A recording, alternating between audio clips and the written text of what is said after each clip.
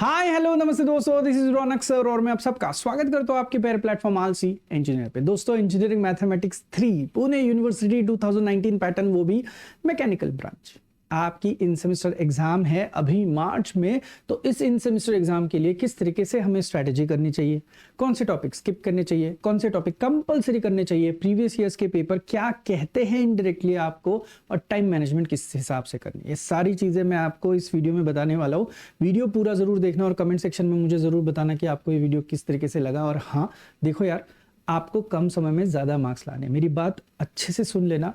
किसी भी unauthorised resource को यूज मत करो। रिसोर्सेज अगर फ्री में भी होंगे तो वो लिमिटेड रिसोर्स देंगे, लिमिटेड चीजें देंगे। आपको बहुत इंपॉर्टेंट है कि अच्छे मार्क्स लेके आना यूनिट बाय यूनिट। तो हर एक यूनिवर्सिटी उसके हिसाब से कुछ सिलेबस होता है, उसके हिसाब से उसकी स्ट्रेटेजी होती है। और इसीलिए भाई मैं आलसी इंजीनियर के ऐप पे इस कोर्स को अपडेट करते आया हूँ इतने सालों से। तो मेरी रिक्वेस्ट है, एक बार आप डेमो सेशन देख लेना ताकि आपका समय बचे। देखो यार, आप अगर एंड सेमेस्टर के टाइम पे भी कोर्स लोगे तो भी वही प्राइसिंग रहेगा, आप अभी ले रहे हो तब भी वही प्राइसिंग रहेगा। तो प्लीज एक बार डेमोसेशन देख लो और ना अपना अपना खुद का देखो। ये मत देखो कि भाई मेरे को कहीं से बाहर से कोई रिसोर्स मिल रहा है उसको पढ़ूंगा। भाई आप कोई भी और रिसोर्सेज पढ़ोगे तो दिक्कत एक ही होने वाली है, आपको वो क्यूरेटेड फॉर्मेट में नहीं मिलने वाला है। तो प्लीज इस बात का ख्याल रखना। शुरुआत करता हूँ, ज्यादा टाइम नहीं लेता हूँ आपका। यूनिट नंबर 1 और यूनिट नंबर 2 टोटल 30 मार्क्स है। तो भाई आपको आगे अगर अच्छे से सर्वाइव करना है तो मिनिमम 12 मार्क्स लाने पड़ेंगे, और अच्छे से सर्वाइव करना है। आपका एसजीपी अगर आपको अच्छा बढ़ाना है तो इस केस में आपको इसमें स्कोर करना जरूरी है। अब स्कोर करने के लिए ये दोनों यूनिट काफी बड़े हैं। पहला जो यूनिट है वो है लीनियर डिफरेंशियल इक्वेशन। इसमें हमें क्या क्या करना पड़ता है वो मैं आपको बताने वाला हूं। एग्जाम में क्या क्या आता है वो भी मैं आपको बताने वाला हूं। ना बैकलॉग का डर, ना रिजल्ट की चिंता। अब इंजीनियरिंग में सिर्फ स्कोर ही स्कोर होगा। Top class learning, hand written notes, solve PYQs, strategy sessions, doubt sessions, 1-to-1 teacher interaction के साथ अब university wise curated, updated, pre recorded courses आपको मिलेंगे आलसी इंजीनियर के ऐप पर। Trusted by 2 lakh plus students. Join us, download the app now. Thank you. सबसे पहले जो कॉमन चीज है जो आपको कंपलसरी आनी चाहिए वो है कॉम्प्लीमेंट्री फंक्शन। ये जो वाईसी वाला पार्ट है ये आजकल इतना आसान हो चुका है, आपको सिर्फ और सिर्फ इसमें कैलकुलेशन करने हैं यूजिंग कैलकुलेटर इक्वेशन मोड में। आपको इसके रूट्स फाइंड आउट करने और रूट्स फाइंड करने के बाद इसके 4 टाइप्स आते हैं। सो नेचर ऑफ रूट के हिसाब से टाइप 1, टाइप 2, टाइप 3, टाइप 4 आपको पिक करना है। यूजुअली टाइप 4 नहीं आता है, 1, 2, 3 के हिसाब से आपको ये वाई सी फाइंड आउट करना है। बोलोगे सर चल क्या रहा है? यूजुअली आपको वाई फाइंड आउट करना होता है। वाई जो है वो 2 लोगों से बना हुआ है, एक बंदा है वाई सी और दूसरा बंदा है वाई पी। उसमें से आपको वाई सी का पार्ट तो मैंडेटरी हो गया, तो वाई सी आप निकालोगे जो कि आपका आई गेस 30-35 मिनट्स में हो जाएगा। कैलसी पे बस आपको वैल्यूज निकालनी है और उसको 4 फॉर्मेट के हिसाब से सेग्रीगेट करके कस्टमाइज करके आपको लिखना है। अब उसके बाद आपको किसको फाइंड करना पड़ेगा? Y P. अब गेम में आ जाओ दोस्तों, मैं आपको आपके सारे पेपर्स भी दिखाने वाला हूं। अब आपको वाई पी फाइंड करने के लिए सबसे पहले जो जंप करना है वो जंप करना है एक बंदे के पास जो है शॉर्टकट मेथड। अब ये शॉर्टकट मेथड कहां पे लगते हैं? आपको बुरा लग रहा है, लगने दो, लेकिन मैं बताता हूं ये शॉर्टकट मेथड का आपका यूसेज कहां पे। कॉचीज लीजेंडर्स करोगे तो आपको लगेगा, आप साइमल्टेनियस इक्वेशंस करोगे तो भी आपको लगेगा, आप आगे जाके एप्लीकेशन बेस्ड काम करोगे तो भी आपको यही शॉर्टकट मेथड लगने वाली है। इसका मतलब है शॉर्टकट मेथड खुद शॉर्टकट मेथड में तो लगने ही वाली है, लेकिन अलोंग विद दैट आप अगर देखोगे तो कॉचीज लीजेंडर्स की डिफरेंशियल इक्वेशन सॉल्व करने के लिए भी आपको शॉर्टकट मेथड लगती है। साइमल्टेनियस डिफरेंशियल इक्वेशन को सॉल्व करने के लिए भी आपको शॉर्टकट मेथड लगती है, और एप्लीकेशंस को सॉल्व करने के लिए भी आपको शॉर्टकट मेथड लगने वाली है। तो प्लीज इस बात का ख्याल रखना। और ये जो चीजें बता रहा हूं इन सारी चीजों में भी आपको वाईसी का पार्ट तो लगने वाला है। तो वाईसी और शॉर्टकट मेथड ये इस यूनिट के हाईलाइट रहेंगे जो कि आपको कंपलसरी करने पड़ेंगे। अरे आप बोलोगे अरे वाह सिर्फ 2 टॉपिक नहीं, ये जो शॉर्टकट मेथड इसके इनसाइड आपको 7 केसेस मिलते हैं। कितने केसेस मिलते हैं? 7, जिसमें से केस नंबर 6 एग्जाम में नहीं आती है, तो सिर्फ 6 केसेस है। तो 6 केसेस आपको बहुत अच्छे से 1 बाय 1 प्रैक्टिस करते आना चाहिए और उसका सोल्यूशन निकालते आना ही चाहिए। ये बात आप अच्छे से समझ लेना। अब चलो ना सर, हमें थोड़ा पेपर दिखाओ ना, किस हिसाब से पेपर आता है, किस तरीके से हम लोगों को काम करना है। तो एक काम करते हैं, पहले मैं टॉपिक्स इंट्रोड्यूस कर देता हूं ताकि आपको समझ में आ जाए कि सर ने क्या बोला है। देखो सीक्वेंस में आप सबसे पहले तो अच्छे से कर लो वाईसी, उसके बाद आप कर लो कौन सी मेथड को? शॉर्टकट कट टू। आप उसके बाद कर लो कॉचीज लीजेंडर्स, और उसके बाद देखो मुझे पता है आपको अजीब लगेगा, लेकिन ये सब छोड़ दो और आप डायरेक्टली आ जाओ और क्या कर लो, आपके एप्लीकेशंस कर लो। एप्लीकेशंस लोगों को डर जरूर लगता है, लेकिन यार जिस तरीके से मैंने नोट्स में दिए हुए आप समझ सकते हो, हार्डली 30 मिनट्स में आपको 5-6 सम्स करने के, और वही सम आपको रिपीट मोड पे दिखाई देते हैं और आपको आपके मार्क्स आना शुरू हो जाएंगे। हुक्स लॉ के हिसाब से कुछ इसको आपको सॉल्व करना है, जितना मैं पहचानता हूँ इसको। तो पहले ये सीक्वेंस से आपको पढ़ाई करनी है दोस्तों, वाईसी की प्रैक्टिस, शॉर्टकट मेथड की प्रैक्टिस, कॉचेज लीजेंडर्स की प्रैक्टिस और एप्लीकेशन। अब बोलोगे इसका हमें फायदा कहाँ पे हो सकता है? अब इसके बाद बची हुई चीजों में क्या क्या वर्कआउट करोगे तो बताता हूं मैं आपको, ध्यान से देखना। अब आप यहाँ पे करोगे वेरिएशन ऑफ पैरामीटर, ये स्टेज 2 होगा, स्टेज 1 है ना, स्टेज 2 में वेरिएशन ऑफ पैरामीटर करोगे, वीओपी, राइट। नेक्स्ट आप करोगे यहाँ पे सिमेट्रिकल, साइमल्टेनियस नहीं बोल रहा हूं मैं, सिर्फ सिमेट्रिकल बोल रहा हूं, ये आपका रहेगा स्टेज 2। और फिर लास्ट में आपको समय मिला तो जनरल मेथड करो और साइमल्टेनियस करो।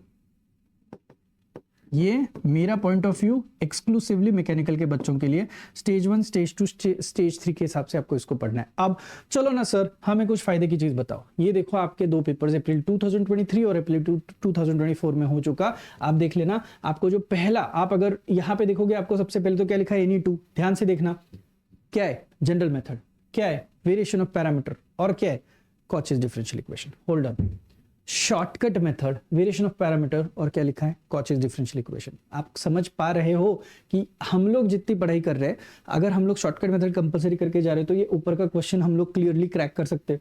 वेरिएशन ऑफ पैरामीटर भी करके जा रहे हैं और कॉचेज, 3 में से आपको कोई भी 2 लोगों को सॉल्व करना है। अब आप इसका औरिंग यहाँ पे देखोगे, again shortcut method, variation of parameter and Legendre's. इसका मतलब है एनी 2 जो है वो हमें लाइसेंस देता है कि आप जनरल मेथड को स्किप कर सकते हो। आप चेक कर लो, जनरल स्किप करिए, फॉर एग्जांपल जनरल स्किप करिए अगर हम लोगों ने, तो वीओपी है और कॉचेज है, तो कोई भी 2 करने, तो ये दोनों तो अपन करके ही जा रहे हैं, समझ रहे हो ना।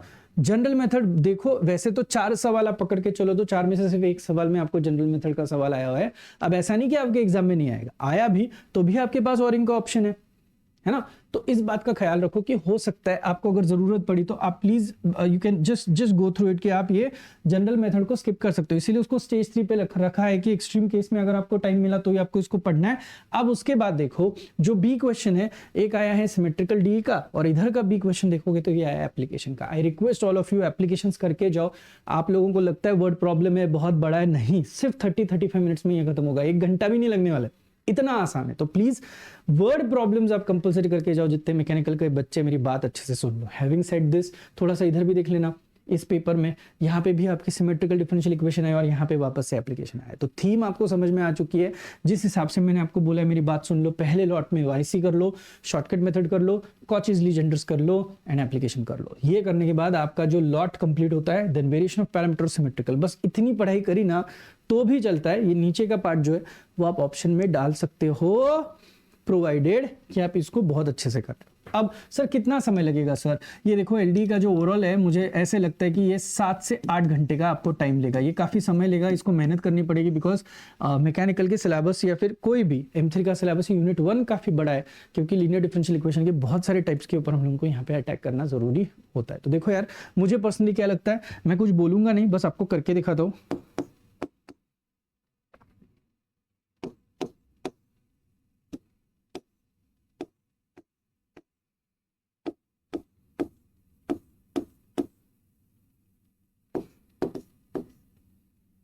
कुछ चीज़ें करी है मैंने, आप देखो आपके हिसाब से आपको क्या सही लगता है, मैंने मार्क करके बताया होगा। होपफुली यूनिट नंबर 1 की ओवरऑल एनालॉजी जो है वो आपके समझ में आ चुकी है। चलिए अब आगे बढ़ते हैं यूनिट नंबर 2 के लिए। काफी डरा हुआ माहौल है सबका यहाँ पे, क्योंकि यूनिट नंबर 2 में 2 तरीके के ट्रांसफॉर्म्स हमें पढ़ने हैं। एक है फोरियर ट्रांसफॉर्म, जिसमें इंटीग्रेशन की बहुत तगड़ी जरूरत पड़ती है, और साथ में लाप्लास ट्रांसफॉर्म, उसमें भी इंटीग्रेशन की बहुत तगड़ी जरूरत पड़ती है। अब इंटीग्रेशन जब आता है तो जितने डायरेक्ट सेकेंड ईयर के बच्चे वो ऑलरेडी थोड़े से सहम जाते हैं, और जो रेगुलर के बच्चे वो भी ओवर कॉन्फिडेंट होने की कोशिश करते हैं, और वो भी अल्टीमेटली सहम ही जाते हैं। तो हमें यहाँ पे स्मार्टनेस यूज करना बहुत ज्यादा जरूरी है। पेपर के पैटर्न के हिसाब से हमें दिमाग लगाना बहुत जरूरी है कि कितना करना है, कैसे करना है, क्या हिसाब से करना है। भाई एक ऑप्शन जहां पे जिनको 30 में से 30 लाना है, उनको मैं पहले ही बोल रहा हूँ, इसमें से आप जो भी लिखा हुआ है कुछ भी स्किप नहीं करोगे। लेकिन हमेशा 30 आउट ऑफ 30 के लिए जाने वाले बच्चे हो सकता है कि यार सोचे कि भाई क्यों इतनी मेहनत अगर करनी पड़ रही है, तो क्या हम लोग इसमें कुछ स्किप कर सकते हैं? कुछ है आपके पास ऑप्शन, तो आपको एक बढ़िया सा ऑप्शन बताता हूँ। सबसे पहले बात करते हैं फोरियर ट्रांसफॉर्म की। छोटा सा टॉपिक है, 2-3 सेशंस में मैं यूजुअली खत्म कर लेता हूँ मेरे क्लास में भी। तो ये टॉपिक अपने को कितने मार्क्स दे सकता है? लेट्स से पहली कंडीशन देखो, पहली 30 आउट ऑफ 30 वाली कंडीशन के हिसाब से बताता हूँ, इस यूनिट के 15 मिलने चाहिए। इस यूनिट के 15 मिलने के लिए आपको दोनों टॉपिक करने, फोरियर और लाप्लास। तो ये 30 आउट ऑफ 30 वाले क्राइटेरिया बाजू में रखते हैं।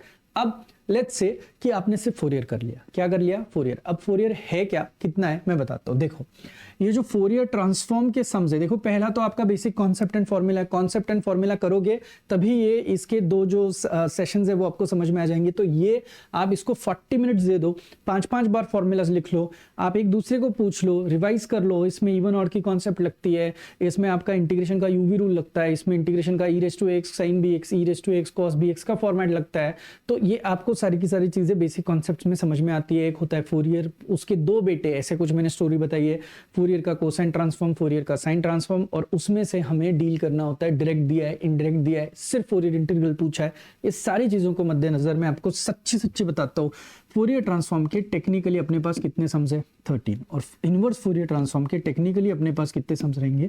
3। हाँ, इसके 3 के 6 हो सकते हैं, जैसे कि कोसाइन ट्रांसफॉर्म करो तो साइन ट्रांसफॉर्म एक सम बनता है, साइन ट्रांसफॉर्म करो तो कोसाइन ट्रांसफॉर्म एक सम बनता है। तो टेक्निकली यहाँ पे टोटल नंबर ऑफ सम्स आपको कितने करने हैं भाई? सिर्फ 16 सम्स करने हैं। 16 में से एक आध सम जो है वो टफ जाता है तो बाजू में निकालो। हाँ, इनवर्स फोरियर में कोई शॉर्टकट नहीं है, जितने सम्स है एकदम तरीके से आप करोगे। जिनको रेगुलर फोरियर ट्रांसफॉर्म आएगा उसको इनवर्स में कोई दिक्कत नहीं आएगी। लेट्स से कंडीशन 1 आपने सिर्फ फोरियर करा है, फोरियर करो क्योंकि बहुत अच्छा है और फॉर्मेट जो है वो फिक्स्ड होते हैं। तो आप देखो, आपका ये पेपर फॉर्मेट है, समझ में आ रहा है आपको? देखो, लाप्लास है, इनवर्स लाप्लास है, फोरियर है। अगर आप सिर्फ फोरियर करके जाओगे तो इस पहले सेक्शन में से आप सिर्फ कितने मार्क्स कमा पाओगे? 5 मार्क्स। दूसरे सेक्शन में से आप कमा पाओगे फोरियर और इनवर्स फोरियर, यानी कि इसके 5 और इसके 5 कुल मिला के आपको यहाँ पे मिल सकते हैं कितने मार्क्स? 10 मार्क्स। तो जो बच्चे जो कि सीख कर रहे कि भाई सर मुझे आप 25 मार्क का पेपर अटेम्प्ट किया तो भी चलेगा, ऐसा इंसान हूं मैं 30 में से, तो आपको मैं बता देता हूँ, आप फोरियर ट्रांसफॉर्म को बहुत ज्यादा समय दोगे ना तो आपके लिए सही रहेगा। क्योंकि इस केस में आप ऊपर का सवाल करो ही मत, आप नीचे का सवाल करो। नीचे के सवाल में से 5 और 5 आपको यहाँ पे क्लियरली कितने मार्क्स मिलेंगे? 10 मार्क्स मिलेंगे, पहली चीज। दूसरी चीज, सर ऐसा नहीं है सर, उल्टा खेलते हैं सर, फोरियर कुछ मुझे दिमाग में नहीं जा रहा है सर, समझ नहीं आ रहा है, let's go for Laplace transform. Those who will not do Fourier transform but who will do Laplace transform, उनके लिए बताता हूँ, उनको ऊपर के 10 मिल जाएंगे लाप्लास और इनवर्स लाप्लास वाले, और नीचे 5 मार्क का लॉट मिल जाएगा इनवर्स लाप्लास का। इसका मतलब है उनको भी 10 और 5 के हिसाब से चीजें जो है वो सॉर्ट करके यहाँ पे प्रैक्टिस करनी पड़ेगी। अब personally speaking, number of topics को ही यहाँ पे कमेंट कर सकते हो। यहाँ पे नंबर ऑफ टॉपिक्स और नंबर ऑफ सम्स मैंने मार्क करके दिए हुए। इसका अगर आप मुझे पूछो तो एक तो पहले तो बेसिक कॉन्सेप्ट्स और पेयर करना पड़ेगा। यहाँ पे with respect to S differentiation होता है, विद रिस्पेक्ट टू क्या बोला? एस, और इंटीग्रेशन भी विद रिस्पेक्ट टू एस होता है। तो यूजुअली हमें एस की आदत नहीं होती, एक्स या फिर यू की आदत होती है, जो कि फोरियर में किया गया है। हैविंग सेड दिस, पहले तो स्टैंडर्ड पेयर सीखो, रट्टा मारो, उसके बाद प्रॉपर्टीज है उसकी बहुत सारी, उनको रट्टा मारो, इन दोनों को यूज करके लाप्लास ट्रांसफॉर्म के सम्स करो। सम्स लाप्लास ट्रांसफॉर्म के होने के बाद करना पड़ता है आपको इनवर्स लाप्लास, और उसके बाद आते हैं इसके एप्लीकेशंस। वैसे तो एप्लीकेशंस के ऊपर सम्स नहीं आए हैं मैकेनिकल वालों को, इसका मतलब है आपको इतनी 4 चीजें जो है वो यहाँ पे भी करके जानी पड़ेंगी, जो कि मैंडेटरी रहेगी। अब ये करते हुए ये भूल जाते, ये करते हुए ये भूल जाते। तो जो बहुत फोकस्ड इंसान है, जैसे कि मैंने पहले भी बोला, बहुत अच्छे आउट ऑफ आउट मार्क्स लाने का सोच रहा है, उसी इंसान ने ये दोनों के दोनों टॉपिक्स अटेम्प्ट करने। Else my suggestion would be Fourier एकदम तगड़ा करो, लाप्लास बस ऊपर ऊपर से करके जाओ। आपका लॉस क्या है पता है लाप्लास में? आप फोरियर तगड़ा करके जाओगे तो ये 10 मार्क निकालोगे। इसको जो नीचे आता है ना, वो सिर्फ लाप्लास नहीं आता है, इनवर्स। अब इनवर्स सीखने के लिए लाप्लास आना जरूरी है, तो आपको ये पूरी पढ़ाई करके फिर आगे जाना बहुत जरूरी है। अगर आपको लगा तो मैं आपको बस एक हिंट देता हूं, यहाँ पे एक पार्शियल फ्रैक्शन का कॉन्सेप्ट है, सम का टाइप। कौन सा? पार्शियल फ्रैक्शन वाला। आप चाहिए तो ये वाला पार्ट जो ये कॉम्प्लीमेंट्री कर सकते हो अलॉन्ग विद आपका फोरियर, यानी कि ये 10 और ये पार्शियल फ्रैक्शन का अगर इनवर्स लाप्लास आया तो बचे हुए 5। तो ये आपके पास एक लॉटरी लग सकती है दोस्तों। ये रहा आपका पेपर पैटर्न, इसीलिए इसी को लेके मैंने आपको बताया हुआ, आप देख सकते हो। Laplace, inverse Laplace, Fourier, Fourier, inverse Fourier और इनवर्स लाप्लास। फॉर्मेट फिक्स्ड है, आप यहां पे भी देखोगे Laplace, inverse Laplace, Fourier, Fourier, inverse Fourier और इनवर्स लाप्लास। कहीं किसी को कोई एनी 2 एनी 1 ऐसा कुछ लिखा नहीं है, तो आपको यहाँ पे मेहनत तो करनी पड़ेगी। आप एक काम करो, अगर आपको लग रहा है कि मैं लाप्लास पूरा नहीं करना चाहता हूं तो आप फोरियर पूरा कर जाओ और लाप्लास सिर्फ पीवाईक्यूज कर लो, है ना। कितने पीवाईक्यूज है भाई, पीवाईक्यूज का मतलब सिर्फ ये पेज जितना आपको दिखाई दे रहा है, इसमें जितना लाप्लास है सब आप अच्छे से अगर कर पाओ तो वो भी आप कर सकते हो, आपके पास टाइम है ना। तो ये थी आपकी स्ट्रेटेजी रिगार्डिंग यूनिट नंबर 2। देखो सब कुछ डिटेल में ऐप पे पढ़ाया हुआ है, तो आपको अगर चाहिए, आपको लग रहा है तो आप ऐप का रेफरेंस ले सकते हो, ऐप डाउनलोड करके डेमो सेशन देख के आप एक्सेस ले सकते हो, ठीक है। होपफुली आपको ये समझ में आ रहा है। आपको सभी को एग्जाम्स के लिए आपके ऑल द वेरी बेस्ट। मिलते हैं नेक्स्ट सेशन के लिए, तब तक के लिए थैंक यू सो मच।